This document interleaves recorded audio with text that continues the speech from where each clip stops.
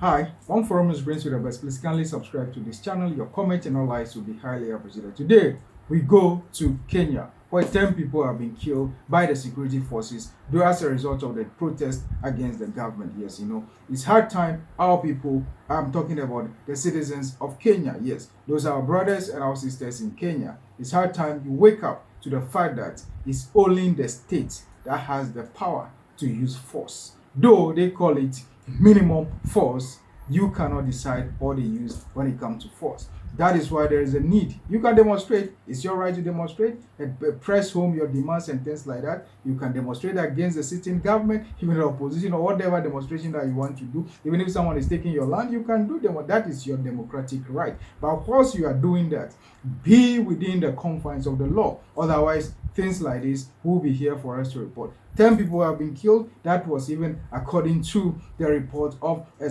government-sponsored institution or something that we call a watchdog. Yes, when it comes to Kenya, that is how they call it, the watchdog. That seems to be sponsored by the government. They are reporting that we have 10 people all over the country. But this is the demonstration that erupted all over the country, or something that have been organized by the citizens of Kenya. Yes, it's their right to demonstrate. Nobody can take that from them. But it seems the security forces also, they are not giving them chance at all. Once you are going overboard, they will give you a hard time. And that's exactly what is happening. Our condolences to the family of these innocent people. I'm calling them innocent because we don't know. We are yet to see the investigation or the action or the inaction on their part before they lost their life. And as I can say for a fact that more people will be out there now, also be injured. Not only injured, more people will be perishing, because these Kenyans, or these our brothers from the East Africa, particularly Kenya, they seem not to be afraid of guns and things like that. Because I even heard somewhere that some of them even took the van or the car or the armored cars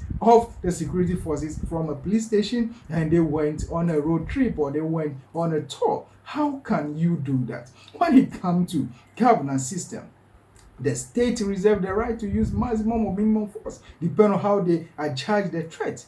And this is something that we should all know as citizens of Africa. Not only Kenya, but as citizens of Africa. You should know very well that it's your right to demonstrate, but don't forget where your right ends. That is where someone's own begins. But most often than not, though people all over Africa are praising Kenyans, they are resistant, there are things like that. The praises may come, but don't forget, your parents, your siblings at home will be crying that you are no more. That is why, though it's your right to demonstrate, do the demonstration in a very civilized way so that things like this will not be happening. Yes, you can blame the security services of doing A or B or whatever it is. There are some bad nuts also over there. But be within the law so that you can go and hit the street running, do your demonstration as you want to do. Only God knows what you want to press on. But all over the years, some of us even particularly did our researches when it comes to demonstration. Demonstrations hardly have any effect on the action or the inaction of the government. They may hear you, they may come and talk to you nicely, but at the end is the policy or the things that they want to do. Yes, some of them may work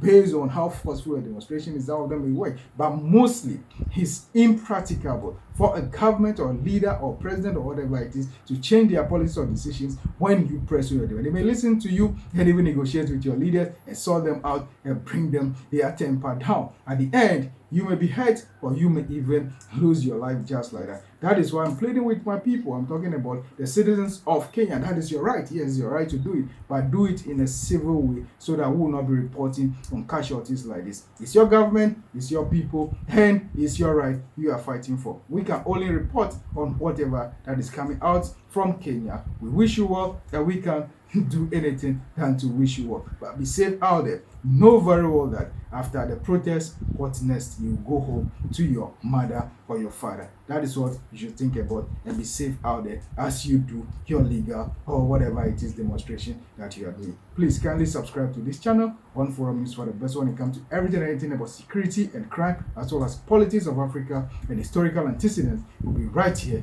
to bring you the best. Your comments and your likes will be highly appreciated. Thank you so much.